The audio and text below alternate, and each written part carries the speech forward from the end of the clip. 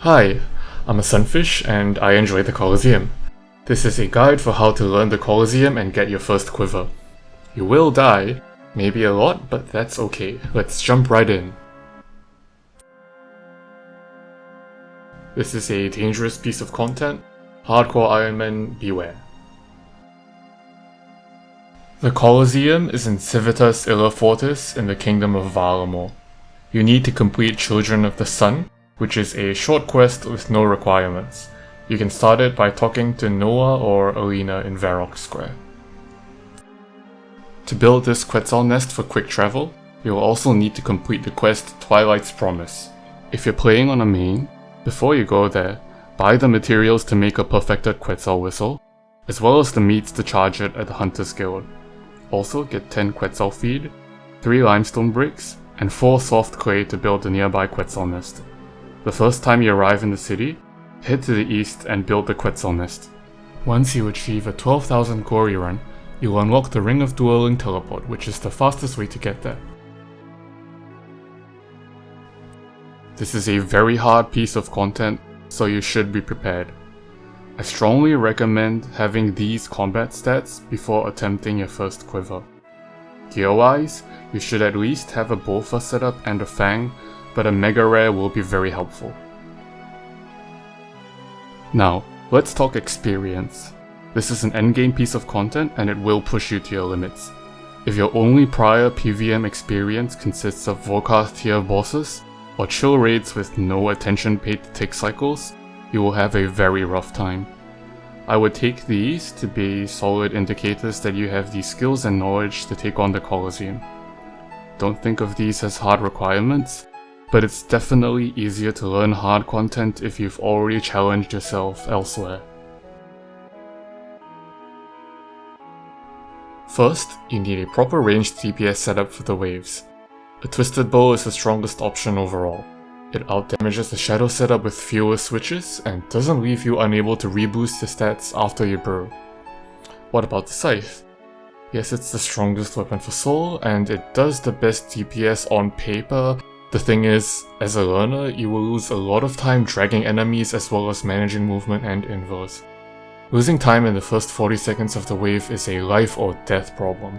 The T-Bow isn't that much worse and it's far easier to use, giving you more effective DPS.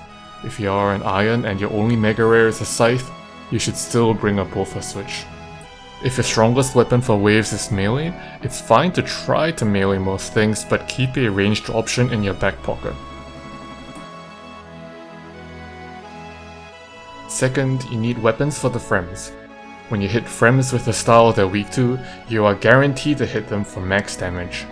For the melee Frem, I recommend bringing a single Sanguinesti staff or Trident to two-shot it.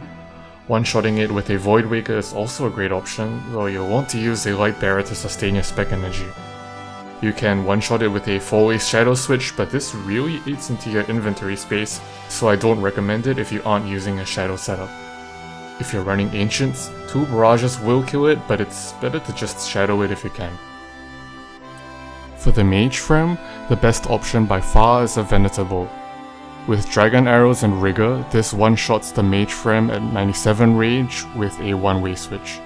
You can also use a T-Bow or Blowpipe, though you'll need more range switches or stat boosts. For the range Frem, a Saradomin Godsword is by far the best option.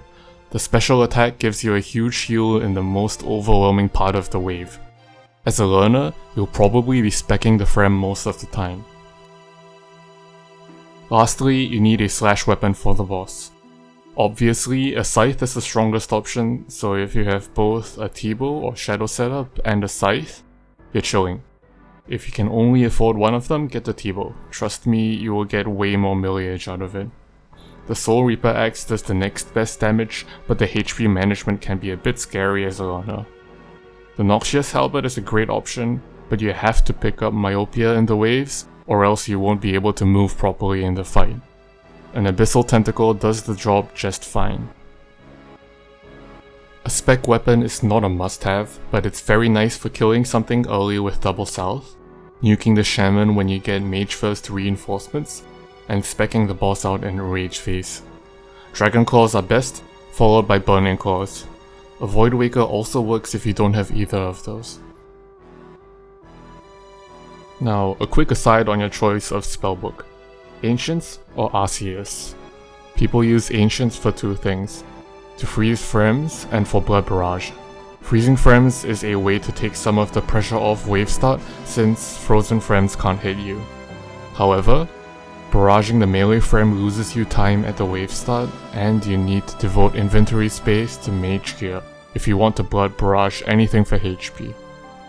You should never barrage the non-melee frames, because that can be extremely slow and leave you with no time to deal with south spawns before reinforcements arrive.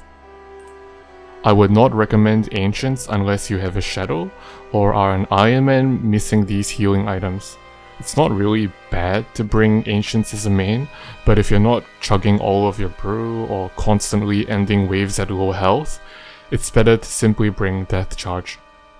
If on Arceus you constantly run out of brew and can't bring any more, you can consider Ancients. Now let's look at some example setups. First, here's a max gear Twisted Bow setup. You can just T-bow everything and use the Blood Fury and melee gear for free heals at the end of the wave. This would be my first recommendation. Using a Void Waker in place of the Trident and switching the Berserker Ring for a Light Bearer is also a nice idea. Here's a Shadow setup. This doesn't perform as well as the T-bow setup because the T-bow does better damage, and this Shadow setup leaves you unable to boost stats after you brew. You also have 0 defense, so any mistakes you make will be punished. One-shotting the melee frame is very nice, and if you're going to use Ancients, this is the setup to bring. Here's a budget setup. It's okay to just Bofa everything. Meleeing does better damage than the Bofa, so it's nice to melee when you can do so without taking any risks. This is a T-bow setup that minimizes your death fees. I wouldn't recommend this over the regular T-bow setup because you have next to no defenses. Defense doesn't matter as much here as it does in the Infernal, but it can and will save you from time to time. The T-bow accuracy also really takes a hit. You should only really consider this if you just sunk your bank into a T-bow rebuild. This is the only setup with cheap death fees you should ever consider, since everything else just does so little damage that you're wasting your own time. Lastly, let's talk about Justiciar armor and the Dense Bulwark. You might have noticed that none of the setups I showed contain them. That doesn't mean you should never bring them, but there's something I want to emphasize. Use defensive armor as a tool to help you learn, not as a crutch you use to avoid learning. Let's say you want to try flicking some of the harder stacks, or learning to solve double south cleanly, but you're worried about messing up. Defensive armor is great here since you're using it as a tool to learn. If you are running pillars for every other stack, camping protect from magic all the way, brain off, you are slowing yourself down and reducing the content to a slot machine instead of a challenge you can overcome.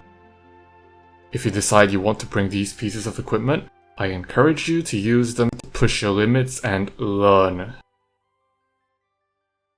I recommend these RuneLite plugins. Fortis Colosseum. You want this mainly for the wave timer and the captions telling you what the invos are. You can also get it to hide your rewards for the next wave if you're prone to getting nervous when you see a rare item. Better NPC Highlight. This lets you highlight the Solar Flare True tiles, which is really useful information. I also recommend adding colored highlights to the frames for ease of identification. I use Outline, but experiment and see what works for you. Keep Hull Highlight turned off, it is a ridiculous amount of visual clutter. Visual Metronome or Metronome. A metronome is very useful to keep track of ticks and wave start, and while flicking pillar stacks. Custom Menu Swaps. By copying these into the first custom swap section, you can prioritize hitting the frames in the correct order and avoid clicking a Shaman when it overlaps with a Minotaur. Menu Entry Swapper and Entity Hider. Turn off these two options so you don't die from yellow clicking on dead enemies. These plugins are more useful for PVM in general, not specific to the Colosseum, so I'll gloss over them since there's a good chance you have them already. I don't personally use these plugins, but you might find them quite useful. I've added a link to this tile pack in the description. I'll go over the exact uses of each tile as we get to them. For now, just know that this is your start tile. If you're on mobile, use the A tile as your start tile instead. Before I delve into the guide, here are a few important notes on some common noob traps. I strongly recommend against melee only. It's okay to try to melee most things, and it's okay to pack things like Justiciar armor or a Dins while you learn. But make sure you pack a ranged switch. There are a ton of situations and invos that are easily solved by having a proper ranged option. Doing melee only forces you to either do an unnecessarily hard solve, or run pillars and pray to RNG that you survive. You can get a Quiver with melee only, but for most players it will slow you down. Southwest Pillar. This is bad because it will make you die a lot. You've probably heard a lot of people complain about dying to double south spawns. That happens 4 times as often on Southwest. As a learner, this is a way bigger downside compared to the benefits, not to mention everything else that can go wrong on Southwest. Southwest for your first Quiver is trolling yourself, unless you are specifically looking to practice your ability to deal with double and triple south spawns. Moving around to avoid frem damage. This advice gets repeated everywhere, and it's an extremely common way learners screw themselves over by losing time in the most important part of the wave. If you can't kill frems tick perfect, do yourself a favor. Stay still, focus on your switches, get to work on south spawns as soon as possible. It's worth it. As they say, know your enemy. Let's take a good look at the enemies you're about to face. The Fremennik Warband Trio, or Frems. There is one melee Frem, one mage Frem, and one ranged Frem.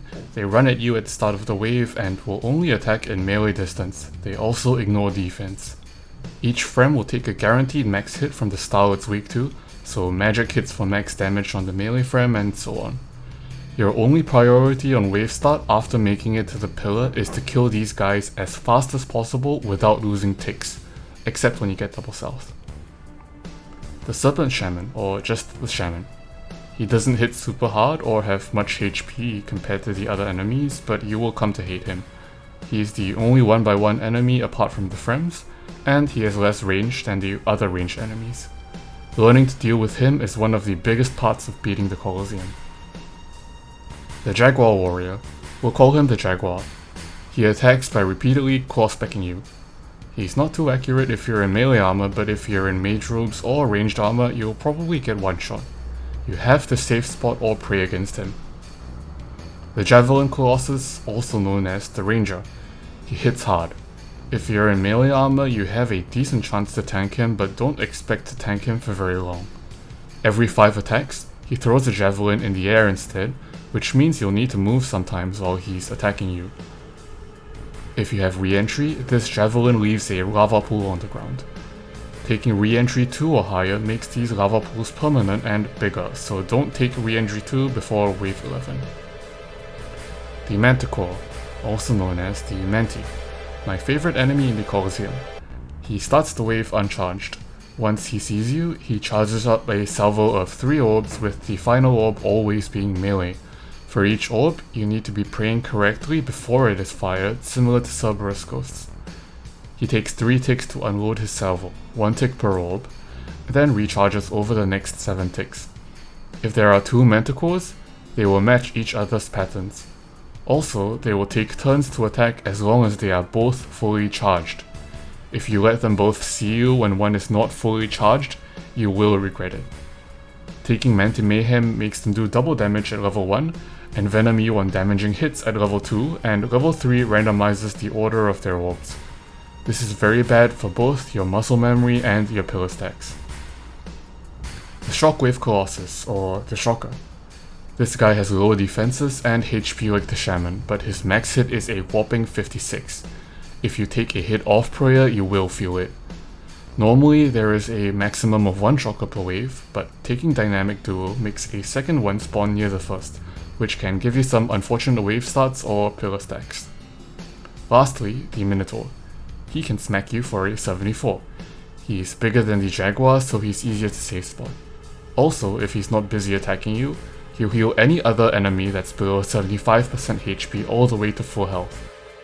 He needs to have line of sight and be within 6 tiles to heal another enemy. Picking red flag makes him impossible to safe spot, and other enemies including the Shaman will walk through him. Before the start of each wave, you will have to select an Invo to apply to the rest of the run. Each Invo applies a debuff. Some Invos can be leveled up to 3, while some only have 1 level. Here's a tier list of Invos. There isn't really a common consensus regarding some Invos, so just take this as a reference and feel free to experiment. First, the good pick category. You want to pick these Invos as soon as they are offered. They have a minimal impact on your survivability or enemy difficulty. They might kill you sometimes, but usually aren't that hard to manage. Except for Frailty, you can level them to 3 safely. Blasphemy. This is always your first pick before starting wave 1. Enemies smite you, so whenever you lose HP to enemy attacks, you also lose prayer points. This should never be an issue, just don't camp below prayer. Myopia. Your ranged weapons have less range.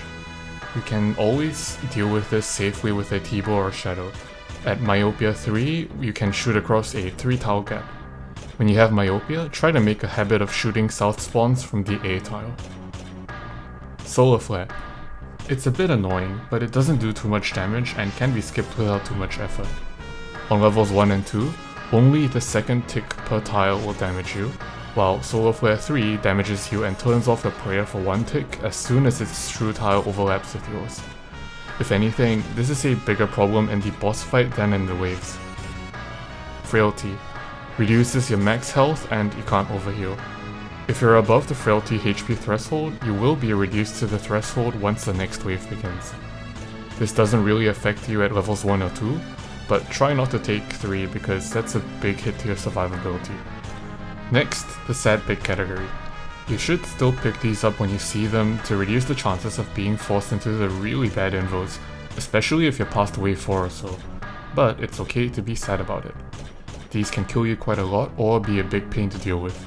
Leveling them up can be a big problem. Relentless. All enemies ignore some part of your defense and gain max hits. As a learner, you will make mistakes and this will make your mistakes hurt a lot more. Doom. Insta-kills you upon reaching the Doom threshold. This does nothing at level 1 since you're probably dead if you take 15 hits anyway, but Doom 2 can be rough if you're mistake prone or facing the final boss without enough practice. Do not take Doom 3, it will kill you. Re-entry. Sky javelins thrown by rangers leave lava puddles on the ground, which damage you every tick. This isn't really a big problem as long as you aren't doing melee only, but Re-entry 2 makes the puddles permanent, which is basically a run ender if you take it before wave 11. Re-entry 3 doesn't do much over 2, but by that point you're probably out of space and will be forced to use a different pillar. The javelin targets your position the tick after the ranger's attack animation begins. This means that you can place the puddles where you want by clicking to move right as their attack animation begins.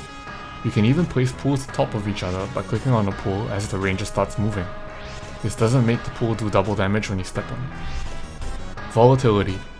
Enemies explode on death, including frames. This isn't quite as unpickable as Doom 3 or Re-entry 2, but compared to Solar Flare, it's a million times more annoying and harder to avoid. A single mistake won't kill you, but you'll get finished off more often than you'd like from forgetting about it. You can level this to 3, but you will probably hate it. Lastly, the Avoid category. These will probably kill you. Totemic. Healing totems spawn near to enemies and heal them. They die in 1 hit to anything. This won't kill you directly, but drastically slows down your run, makes it way harder to kill something before reinforcements, and gives you more chances to die from being dragged by myopia or bad pathing. Manta Mayhem. Manta cores to double damage.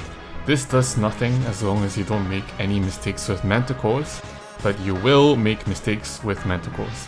More often than not, this will kill you. It kills you even harder if you have Relentless.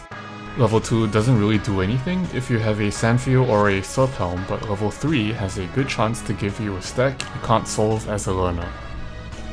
Dynamic Duo. An additional shulker spawns near the spawn location of the first shulker.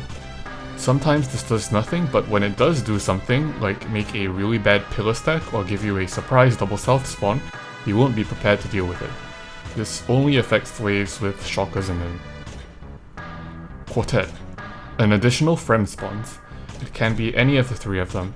If you're very good with frames and can consistently kill them around the 10 to 12 second mark while moving, this isn't that bad, but most learners are very bad with frames, and this just compounds the problem. You will die a lot more to south spawns, reinforcements, and volatility. You will also definitely die to the boss. Red flag. The Minotaur can't be safe spotted.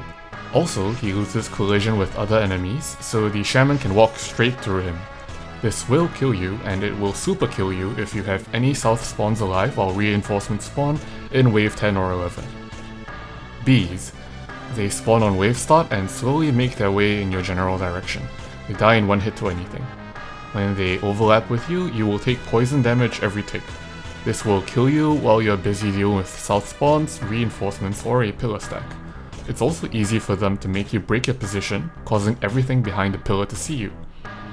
For what it's worth, you can get a max SGS heal off them, but it won't matter because a first Quiver run with bees is more or less doomed. Keep in mind that the game prioritizes leveling up your existing Invos over offering you new ones. This means that you should take pickable Invos as soon as they are offered, instead of only leveling your easy Invos only to be offered a set of 3 bad fresh Invos later. Each wave pits you against a preset group of enemies.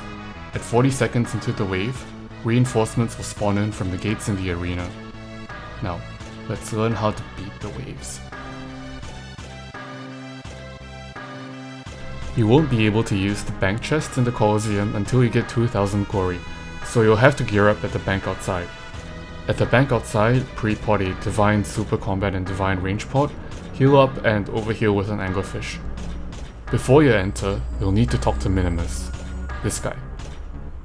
If you die in the Colosseum, you'll respawn here and will be able to claim your stuff from your gravestone. You get a 75% discount on death fees until you clear 100 waves. Once you enter, you'll be made to walk for a few seconds towards the center. You regain control once you're past the pillars. Head over near the start tile, drop whatever you need to make room for your two-handed weapons or runes, go to the start tile, and click on Minimus to select Blasphemy as your first invo.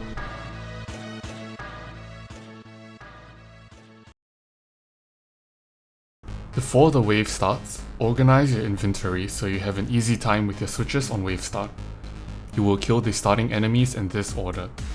Start with your mage weapon equipped. You'll use your mage weapon for the melee frame, your ranged weapon for the mage frame, and your SGS for the ranged frame. Afterwards, you will switch to your ranged DPS setup to kill any south spawns.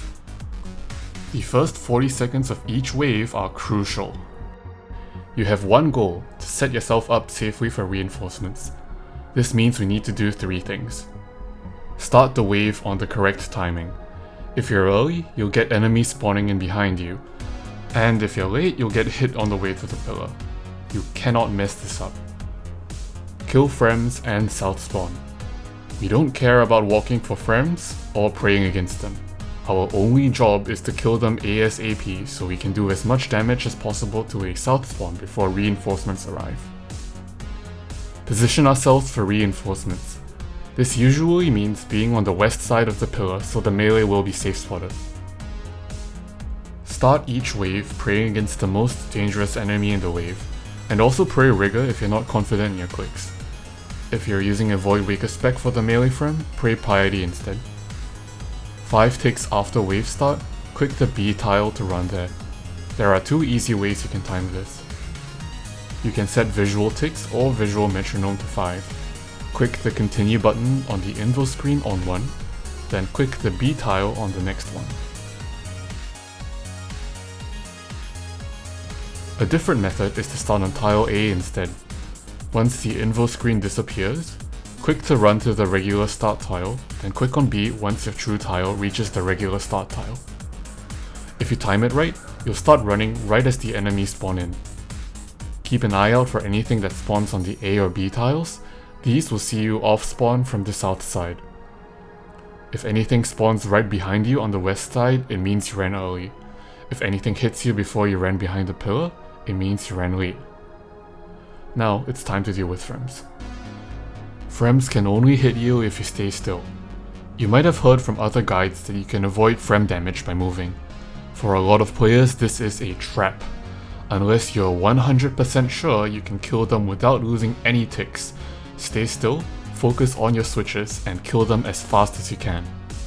Many learners who internalize this advice of walking Frems are losing ticks and killing Frems slower because they're afraid of taking Frem damage and busy clicking the ground. This is a vicious spiral. The slower your Frems, the less damage you do to south spawns, the more likely you die to reinforcements. I cannot emphasize this enough. It is worth taking Frem damage to kill them as fast as possible. As you're running to the pillar, change your prayer if you need to, then right click the melee Frem. As soon as its true tile crosses these tile markers, click to hit it with your staff. If you're using a Void Waker, wait one more tick. Open your inventory and hover your mouse over your ranged weapon. As soon as you get the XP drop from killing the Frem, click your ranged weapon, turn on Rigor if it's not already on, and click the Mage Frem. If there was a South Manti, brace to flick it. Get ready to pull out your SGS. Once you get the XP drop from killing the Mage Frem, switch to the SGS, click your spec bar if you're going to spec, and kill the ranged Frem. Let's watch that again at normal speed. Wave start timing. Right click. Attack Frem. XP, switch, kill. XP, switch, kill. On waves with at most one south spawn, your Frems should look like this. You should get the last XP drop around the 12-second mark, maybe 14 if you're not used to switching. If you usually take longer, take some time to just practice on wave 1 until you get it down. If you consistently get them down in 10 to 11 seconds with a Trident or Sanguinesti staff, you can consider adding some control clicks in to avoid some damage.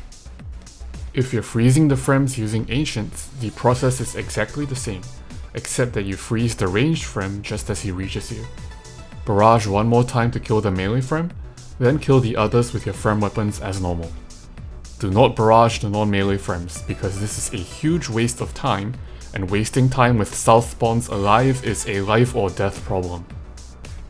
If you have volatility, you'll have to move between killing Frems to avoid taking all of the explosion damage. Wait a little longer to run after killing the melee and mage Frems, since you need to account for projectile travel time. The ranged Frem will die wherever you hit it, so you can run immediately. If you get double south, you'll avoid most of the damage by using the rotation method. I'll get into that in a moment. There are 9 possible spawn points for enemies each wave. Enemies that spawn on A or B will see you on the south side of the pillar. Also, shamans that spawn on these tiles will slide down the pillar and see you, instead of getting caught on the pillar, so take note. After cleaning up Frems, your number 1 priority is to kill a south spawn. Take out your T-bow, Shadow or Bofa, turn on your offensive prayer and start blasting. Be careful if you have Myopia 3. You can pull the south spawn into a safe distance by standing on A for a few ticks. If your Frems are on point and you're potted and using offensive prayers, you should be able to kill or almost kill a south spawn before the 40-second mark every time. With a Bofa, you should be able to do most of the Manticore's health. Things get spicy when you get enemies spawning on both A and B. This is a double south spawn. This is a big killer for Colosseum learners. Learning to survive double south is huge for getting your first Quiver, and I'm going to show you how. You do need to be able to pray against 2 enemies to survive, so don't skimp out on practice in the early waves. There are 2 methods for solving double south, the rotation method and the AB method. I made a separate video covering the rotation method in depth, but I'll go over both methods here. The rotation method works by rotating to the north to set up an easy off tick or same tick. First, kill the melee Frem. If you one-shot it and have good switches, you can also kill the mage Frem. Once you get the XP drop for the kill, click to rotate to the center of the north side and change prayers if needed. Switch your weapon and kill the mage Frem. Glance at the south spawns to see if they start with different styles or the same style. If they're the same style, go to the edge of the pillar, then same tick them by going back west. If they're different styles, off tick them by rotating west from the center. If it's a shaman and a ranger, you'll have to use these two tiles to off tick them instead. Flick the two enemies as you return, then finish any remaining frames and get to DPSing one of them. You might have to adjust this method a bit for certain spawns. For instance, you might not be able to kill the mage frame up north if there are a major and ranger north of the pillar, since you don't want to tank more than one hit. I encourage you to have a look at the full guide once you've had a bit of experience with double south. It covers those tricky situations and it will make more sense when you actually know what's going on. The other method is the AB off tick. This method has been more popular since the release of the Colosseum and it's simple in theory, but often harder in execution than the rotation method. It works by using the AB tiles to automatically off tick double south off spawn. If you see a manticore spawn on A, you go to A.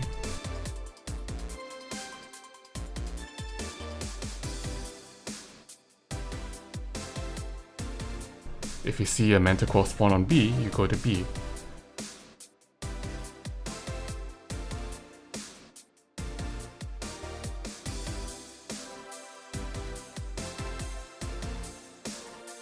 If it's a shaman and ranger double south spawn, go to whichever tile the ranger didn't spawn on. So if the ranger spawned on A, you go to B and vice versa. Be aware that this does not work every time and you might be forced to rotate anyway. If it's a shaman and manticore double south spawn, you really want to use the rotation method instead, because there is no rule that guarantees you'll be safe.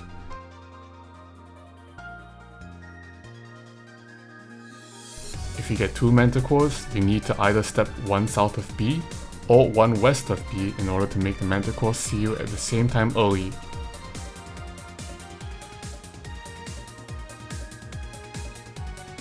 Comparing the two methods, the rotation method gives you a set action plan when you're doing one action at once, and the prayer flick patterns are the same as those you practice on regular pillar stacks. It also drags the rear spawn into Myopia 3 range, and you don't have to think about flicking any manticores until you rotate back west. It does require you to click a few more times though, and sometimes you'll need to tank a hit on the north side or get caught in one of the tricky situations. The AB method is easy on the clicks, and you never have to tank hits, but it's easy to get overwhelmed and lose focus of frames. Everything's on you at the same time and you're bracing to flick the manti. If there are a ranger and major south, you also have to start flicking them way earlier compared to the rotation method. The prayer flick patterns are also weird compared to what you do in the rotation method, and give you less time between flicks to do your switches and flick frames. Even though you have to click a bit more, I recommend learning the rotation method. It lets you use the muscle memory from pillar stacks, and it's easier to kill any remaining frames once you stabilize, because the flick patterns give you more time between cycles. That said, feel free to experiment and see what works better for you. It's natural to be overwhelmed on your first few tries, so just try to do one thing correctly each time, and you'll be solving double south before you know it.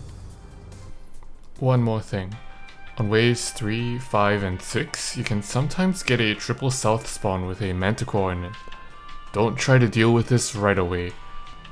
Rotate north and wait out the reinforcements on the Jaguar safe spot tiles here before dealing with the stack.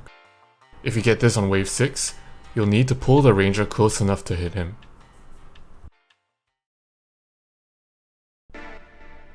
Reinforcements will spawn in at the 40-second mark.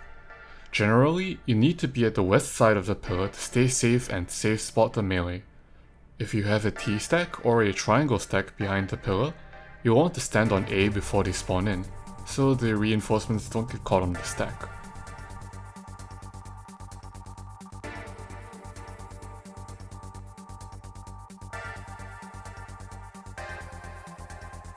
On the waves with just a melee reinforcement, you can stay safe by moving to B or one south of B.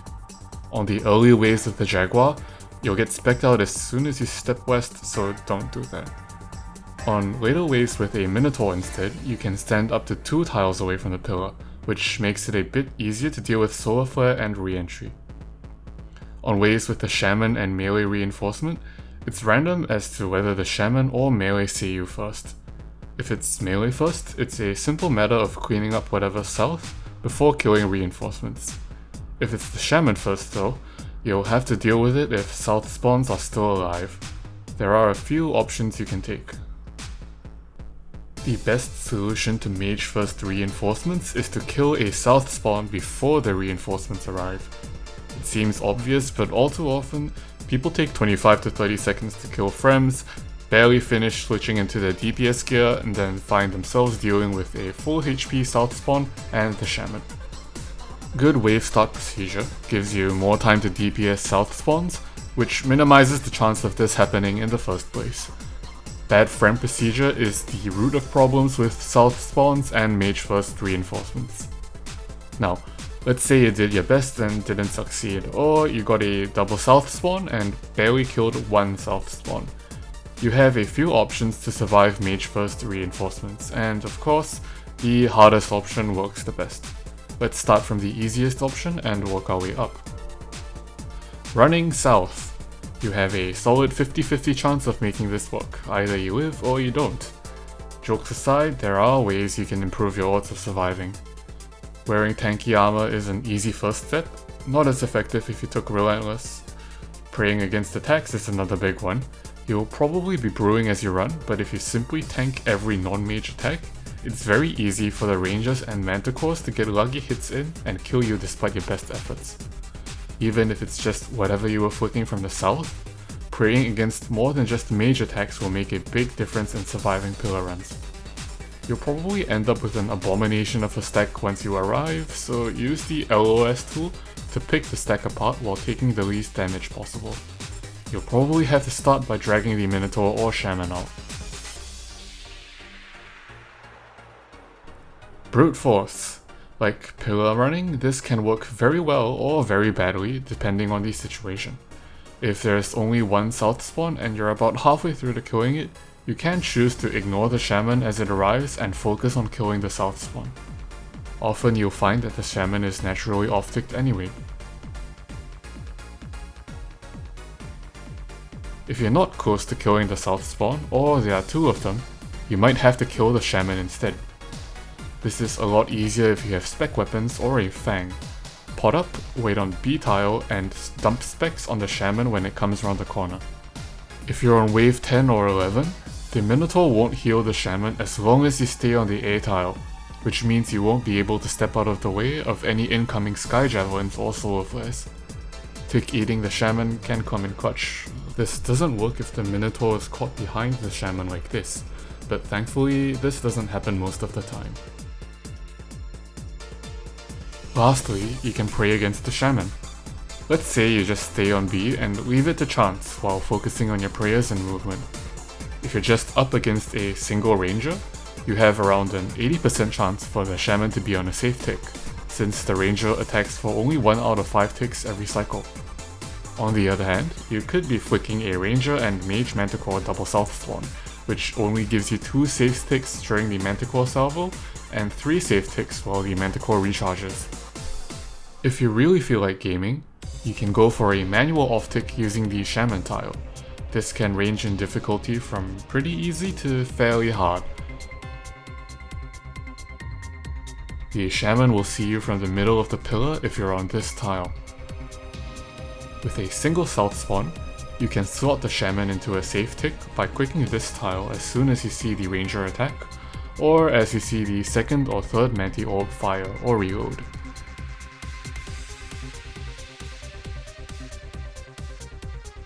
Things get really wacky if you're trying to off-tick double south and the shaman, so don't end up in that situation if at all possible. Learn good double south procedure and do as much damage as you can in the first 40 seconds. You might be a bit paralyzed as you noodle on south spawns and the timer is ticking close to 40 seconds. Believe me, we've all been there. What I want to encourage is for you to plan ahead. Before they show up, take a moment to decide what you're going to do ahead of time. For example, there are still 2 south spawns and I'm not close to killing one, My only hope is to wear my tank armor and run, so I'm gonna start brewing up early. That ranger is almost dead. I can tank a few shaman hits and finish it by brute force. I've got 100% spec energy and a fang, so I'll ready the claws to spec the shaman and I'll use the fang to finish him. I'm feeling like a gamer and it's just a ranger, so I'll try to do the manual off-tick. All of these methods will work if you plan ahead and execute them well. Take a moment to prepare yourself for Mage First reinforcements so you're ready to move instead of being caught with your pants down. Mage First is not a death sentence. South spawns are dead, reinforcements are dead, and now it's time to clear the pillar stack. Let's go! But wait! If your stack looks like any of these, don't reveal the manticore. In fact, it's good practice in general to not reveal manticores early, unless you got double south and are using the rotation method. Now, back to pillar stacks. First, I'll show you examples of all of the stacks you're likely to see, and how to flick them. After that, I'll go over the methods of simplifying pillar stacks, running pillars, and destacking. These are both techniques that can be very useful if done right, and can also screw you over if done wrong. I strongly recommend learning to flick at least 2 enemies at the same time. When killing a stack of 3 enemies or more, you can sometimes give yourself an easier time by hitting the enemies in the middle or back first. If you kill something in front, let's say for Blood Fury heals, and something will slide into its place, run back behind the pillar once you get the kill, and start afresh on the new stack. As a rule of thumb, always click to manually move out. Do not click enemies in the stack, as this can easily cause you to fail an off-tick. For all stacks shown, you can substitute any ranger or shocker with a manticore of the same style. Also, for those of you who prefer looking at charts over listening to me ramble, I've linked the summary chart for most common stacks in the description. When 2 or more enemies of the same style are lined up, walk out 1 tile south from the pillar to same tick them. You always want to same tick manticores. When 2 manticores see you, they take turns to attack you every 5 ticks. When there are 2 enemies that start with different styles, start on B, pray against the back enemy, and run 2 to the south to off-tick them. Click to change prayers once the back enemy starts their attack animation. The front enemy attacks 1 tick later than the back enemy. This works because the back enemy has line of sight on you on this tick, but the front enemy does not. The golden rule of off-ticking is that you always want to run out on the side the enemies aren't sticking out. If you end up on a different pillar, remember this principle. It will always be to the south or the west. In a line of 3 enemies where the back 2 start with the same style, and the front starts with a different style, you do the exact same flick as the regular XY.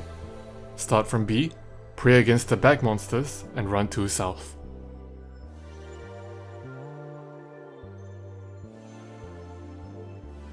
What if the front and middle enemies start with the same style? Simply start from 1 west of B instead.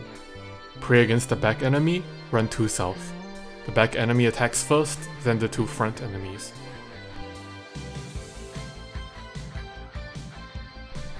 Shamans have a short attack range of 10 tiles compared to 15 for other enemies. We can use this to destack or outrange them easily if they are caught on a line of 2 enemies. If the front 2 enemies start with the same style, you can just outrange the shaman by same ticking the front enemies while standing at least 1 tile away from the pillar. If you have Myopia 3, you won't be able to hit the closest enemy with a ranged weapon, so you'll have to off-tick or destack the shaman. To destack it, simply go at least 2 tiles south from the pillar edge, at least 1 tile away from the pillar so you're out of its range. If there's a mage manticore in front and a ranger in the middle, you'll want to tank a shaman hit to off-tick the 2 front enemies, then run back out of the shaman's range. You can also destack it as shown earlier. When the shaman is smooshed between the pillar and the ranger on the south side, you can't wiggle it out. Use these tiles to off-tick them from the north. The ranger attacks first, then the shaman. An enemy that overhangs from the pillar like this will always see you on the first tick you step out. To safely off-tick this from the south side, start 1 west of B, pray against the front enemy, and run 2 south. The front enemy sees you first, followed by the back enemy. A common accident that happens here is for a reinforcement enemy to get caught on the north side of the triangle, making it impossible to off-tick on the south side. To fix this, you'll need to drag the reinforcement out using the drag tile. From the safe zone, step one tile north and flick the nearest enemy, then move to the drag tile and pray against the rear enemy. This will drag any shamans or melee reinforcements off the stack. To avoid this situation, stay on A as reinforcements spawn. A T-stack is just a triangle stack with an extra enemy stapled to the end.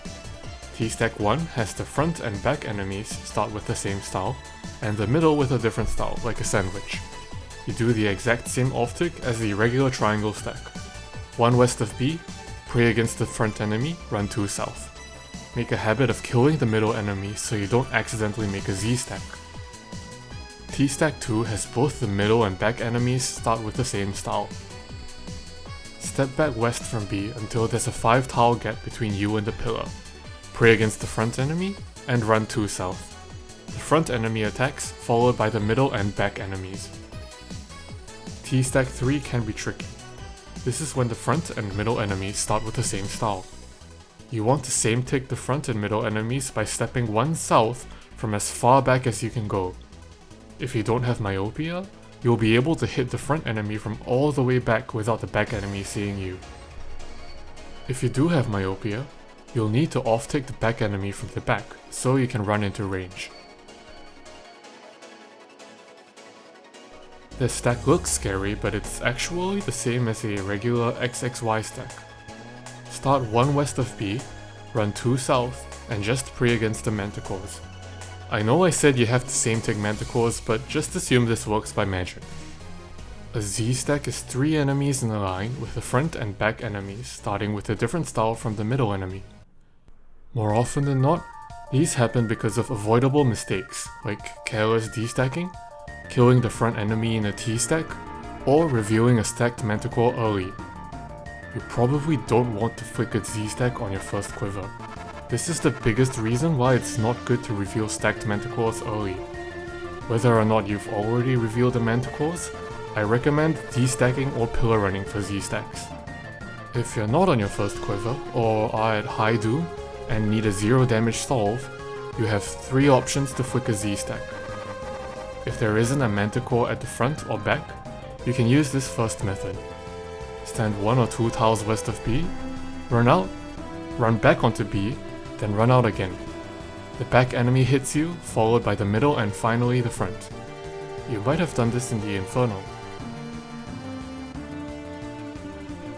If there is a manticore in the front or back, you can't use the previous method. What you can do instead is to stall 2 ticks when you run back. You can count the ticks by walking. This baits the back enemy into attacking, then causes the middle enemy to attack you next, with the front and back enemies lining up on the same tick. Alternatively, you can use this method. From the off-tick tile, run 4 tiles to the southwest, then immediately start moving to the east. Similarly to the previous method, this makes the middle enemy attack you before the front and back enemies. Box stacks only happen if you pick Dynamic Duel, you destack a T-stack, or if you mess up the wave start timing. These can be very bad since you might not be able to go out on either side without tanking hits off prayer. If you choose to destack a T-stack, think ahead and make sure you aren't going to make an unsolvable box stack. If you do have an unsolvable box stack, your best bet is probably just to run to the southwest pillar, but plan it out to make sure you don't get surprised by anything from northeast. You can also solve it by forcing an off-tick with a manticore. To do this, go out on the manticore side, tank a hit, run back in, then run back out when you see the second or third manti orb light up. This will off-tick the manticore and the other enemy. This is a very rare stack to get and there are too many possibilities for me to go through, so I won't go into detail. You might be able to off-tick them all using a knowledge of regular pillar stacks, but it's fine to just destack or pillar run for anything that's too complicated. Ideally, you'd go southwest, then wrap back around to the west so 2 enemies get caught on the north side of the pillar. Don't pick Dynamic Duel. If you do end up with this stack, plan out a pillar run and make sure you don't let 4 enemies get caught on one side of the pillar. Don't take Dynamic Duo and don't accidentally release things from Northeast. Use the LOS tool for your solve. You'll probably have to pillar run this. Phew. That should cover how to deal with most stacks. If you've managed to come up with any more creative stacks, I'd love to see them. Now let's talk about running pillars and destacking. By running from northwest to southwest or southeast, you can simplify any pillar stack by catching some of the enemies on the pillar, which can let you reduce the stack to a few easy 1v1 or 1v2 encounters. There are a few rules you should follow while you run. First, prayer flick whatever you can as you run. Check the pillar stack guides for how to off-tick your stack.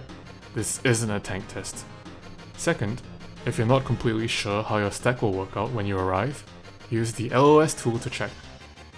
In general, you can break up a stack of 3 enemies safely on southwest, and staying on this corner on southwest will cause any northeast spawns to block the incoming pillar stack for a 1v1.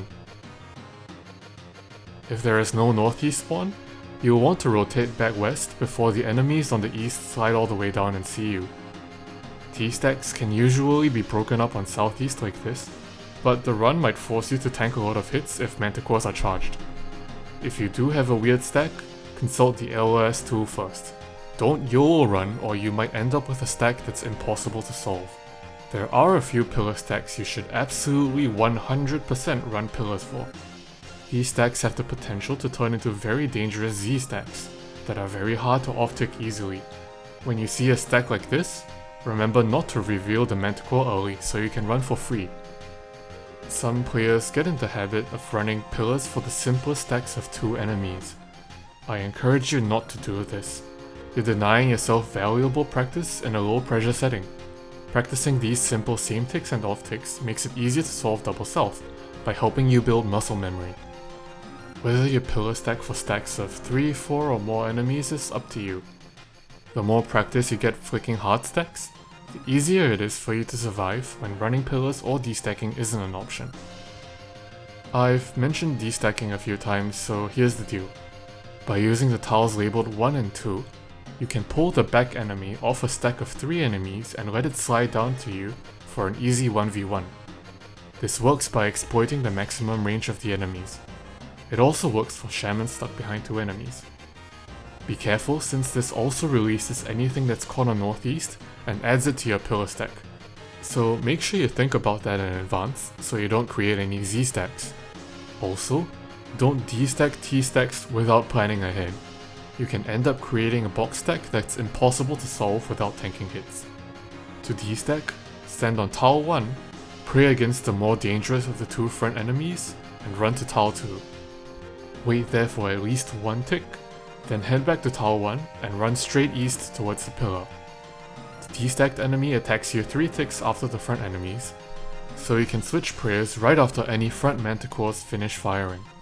Some stacks will kill you if you run pillars, some stacks will kill you if you destack, and some stacks will kill you if you try either. The important thing is to plan ahead. If you're not sure what will happen, look it up.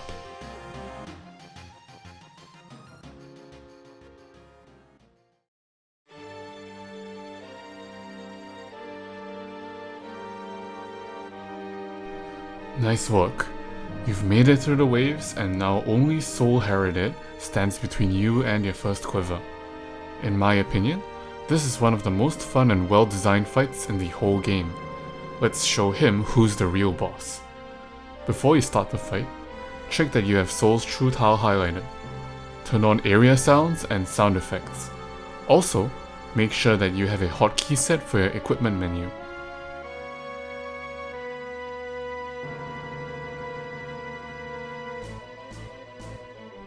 Soul has 1500 HP. He's weak to slash, and strong enough against stab that a fang does less damage than a tentacle whip.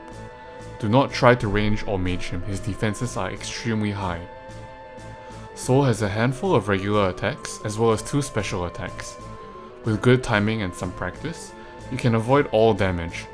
This means that if you play well, you can beat him without using any supplies whatsoever, though you'll want to use Piety to speed up the fight in the last phase.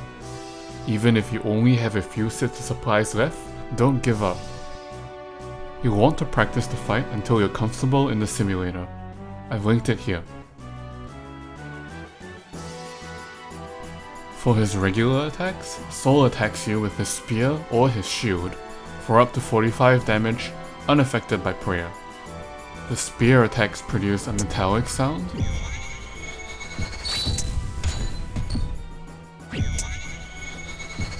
and the shield attacks produce a whooshing sound.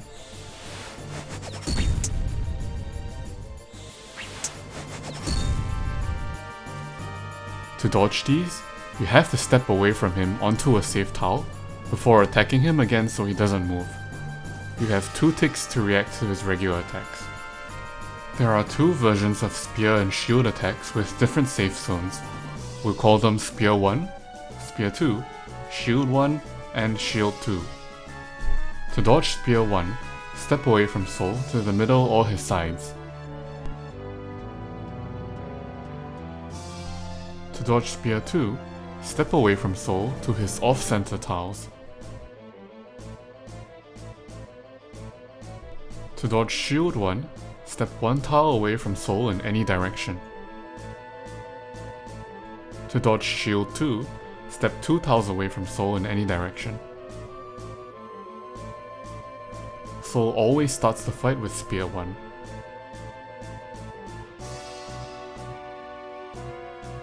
If he uses the same type of attack multiple times in a row, he will alternate between the 2 versions. If he switches to a different type, or does a special attack, he always restarts with Spear 1 or Shield 1. When Sol reaches these HP thresholds, he will stop moving, say something, and place puddles on the ground around you before attacking you again. 1 puddle is guaranteed to target your current position, so you will have to move and probably retreat a little to give yourself space to dodge his attacks. With every phase change, the fight gets harder. After a phase transition, Sol will always attack you with the Spear attack. If his last attack before the phase is Spear 1, this attack will be Spear 2, so be careful. If you forgot, the L dodge will always be safe here. After the 90% HP transition, a crystal appears and begins to patrol the edges of the arena. Every 20 seconds or so, it will stop and emit a harmless guiding laser. If you don't move out of the way within 3 ticks, you will be hit by a projectile for over 70 damage. This is the most lethal hazard in the Sol fight, and you must avoid getting hit at all costs. An additional laser crystal gets added with each phase transition, up to a maximum of 4 crystals at the 25% mark. When Sol enters Enrage phase under 10% HP, lasers will fire more often and only give you 2 ticks to move to safety. Lasers can fire in the middle of special attacks, so pay attention. Lasers that overlap with Sol's regular attacks will always fire before you move, so you'll be safe if you move at the correct timing. Sol's first special attack is the triple attack. He starts to use this after the 90% HP transition. A loud charging sound will play, and he will quickly draw back his spear before hitting you 3 times for a total of 70 damage. The first hit deals the least damage, and the last hit deals the most damage. You don't need to move for this attack, but you need to pray against each hit tick perfect, and turn off your prayer immediately after each hit. If you have any protection prayer active before he hits you, he will disable it and force you to take the hit. This is the timing to quit your prayer.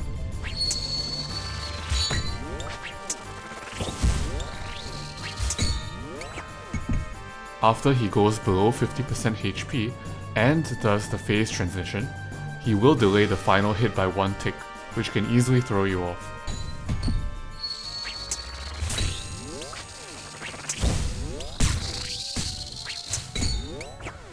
After the triple attack, Sol will always attack you with Spear 1 or Shield 1. He can't do 2 specials in a row. After the 75% transition, Sol can use a Grapple on you. He calls out a body part, then drops his shield, rears back, and grapples you with his left hand for up to 45 damage.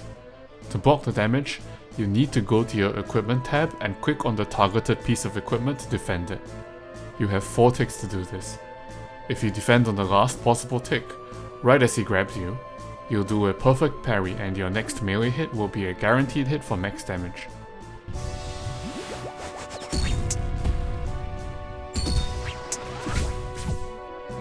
If you're not used to opening up your equipment tab with a hotkey, make sure you practice doing so before the fight. Also, as with the triple attack, Soul will always attack you with Spear 1 or Shield 1 after grappling you. You can't use another grapple or triple attack. Now that we've gone over all of Soul's mechanics, let's talk strategy. First, we need to learn how to easily dodge his regular attacks. There are 2 main methods you can practice, the hover method and the L method. I recommend learning both. The hover method uses the fact that after any given attack, there will always be a tile that is saved from Soul's next regular attack.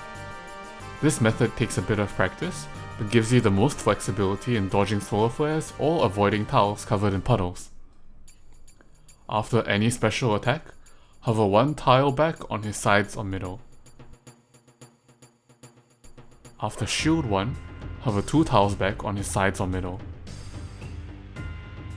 After Shield 2, hover 1 tile back on his sides or middle.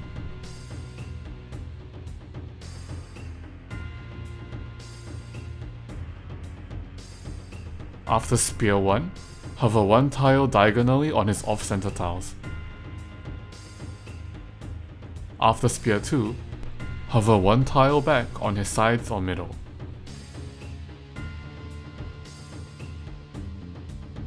The L method uses the fact that dodging in an L away from Soul's corner tiles will automatically dodge Spear 1, Spear 2, and Shield 2 for you. This method shines after a phase change because it is guaranteed to work regardless of whether he does Spear 1 or Spear 2. However, it is not as good overall as the hover method for 2 main reasons. The first reason is that this method is brain dead until it forces you to react to Shield 1. You already need to react to the lasers and both special attacks. Having one more attack to react to makes it harder to recover if you have to break your cycle to run from lasers. The second reason is that only being able to dodge from the corners restricts your positioning options. You'll find that you get backed into corners faster, and if you have to break position due to solar flare or lasers, you'll have a harder time getting back into position before he starts to attack you again. I recommend mainly using the hover method and keeping the L method in your back pocket for when you lose track of phase transitions. Soul's arena is a small 14x14 square.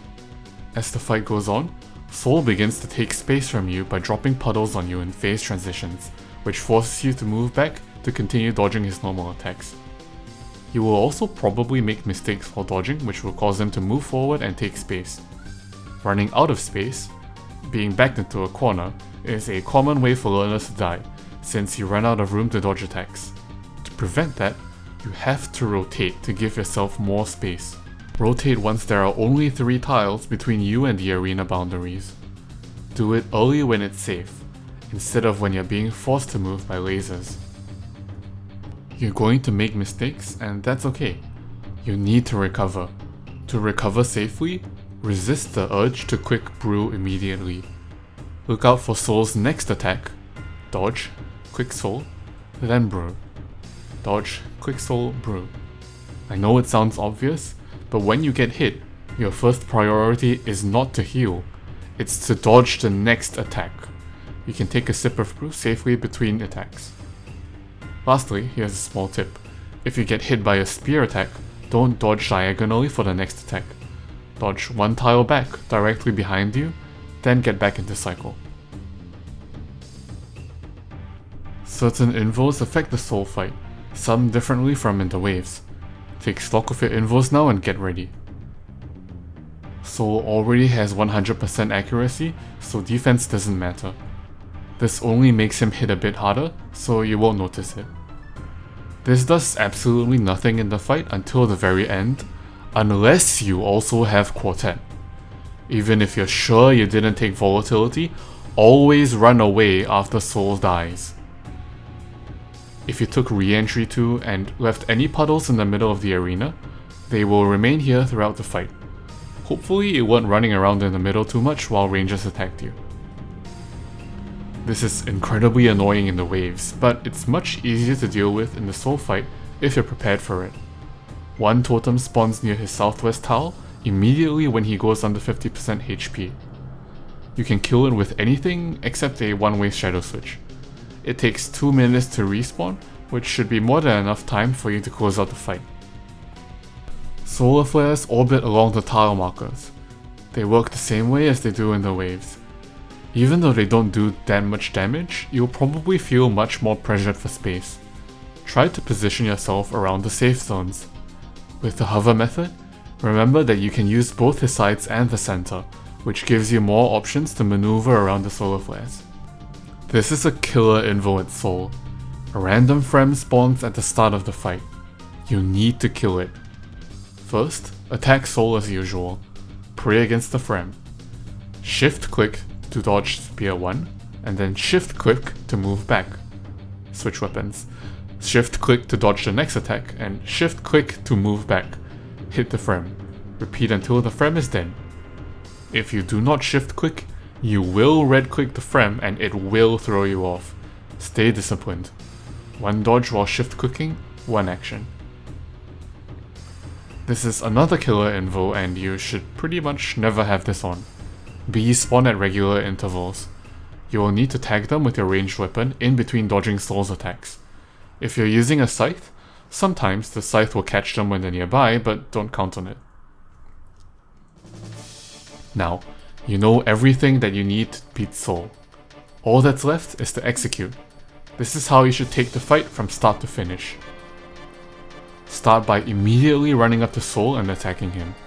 Remember, his first attack is always Spear 1. Rotate to his east side and use this space until around the 75% phase, then rotate. If you make mistakes and he takes too much space from you, you'll have to rotate earlier. Continue with the fight, gradually retreating southward. By the time you need to rotate to the west, Soul should already be on low health if you don't make too many mistakes. As Soul approaches 10% HP, take a glance at your inventory. Get ready to whip the claws out. Once he goes below 10%, don't hesitate. Switch to your claws, ready a spec and dump it all on him. Dodge. If he's not dead, switch back to your main weapon if you can and keep dodging. Soul will go down. Run away, it's not over. He dies, maybe he explodes. The chest comes down. Click it, bank or withdraw your quiver.